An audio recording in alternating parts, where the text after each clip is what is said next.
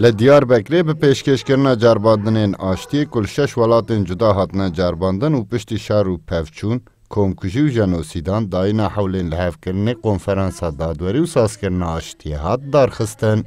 Di konferansa ku ji aliyê dîsayê ve hat darxistin da aliyên wan meseleyan bi meseleya Kurd û Kurdistanê ve dişibin hev û ji hev cudane jî hatin nirxandin. Rêveberê dîsayê akademisyen Cuma Çiçek anî ziman ku bi xebatên bi vî rengî mebest ew e ku di kêşeya Kurda ders ji wan carbandina bêwergirtin û demekî zûtir bi rêyên diyalog û aştiyane kêşebê çareserkirine.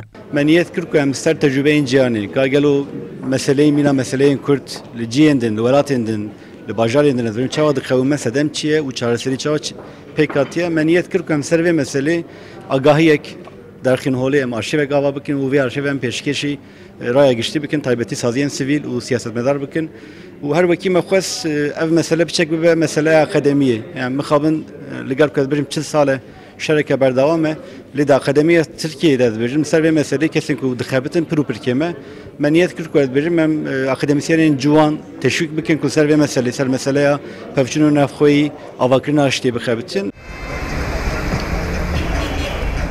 6 akademisyenên ku zanîngeh û bajarên cuda beşdarî konferansê bûn jî li ser deverên ku li ser lêkolîn kirbûn agahiyan ragihandin û jêderên xebatên xwe nirxandin. Hilal Yavuz ji zanîngeha Boğazî çî li ser mijara jenosîda Rwandayê lêkolîn kiriye wanî ziman ku li darxistina konferansên wiha ji bo avakirina aştiyê girîngin. Ben Ruanda soykırımına çalıştım. Ji ber lêkolîna min li ser jenosîdê bû, bi kêşeyên me rewek hev nîne.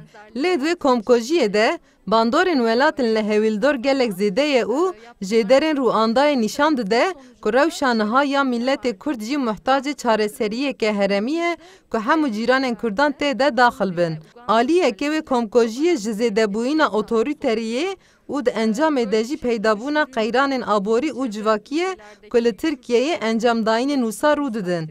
Loma jî di çareseriya kêşeyên de ceribandinên din girîngin ku bên zanîn û parvekirin.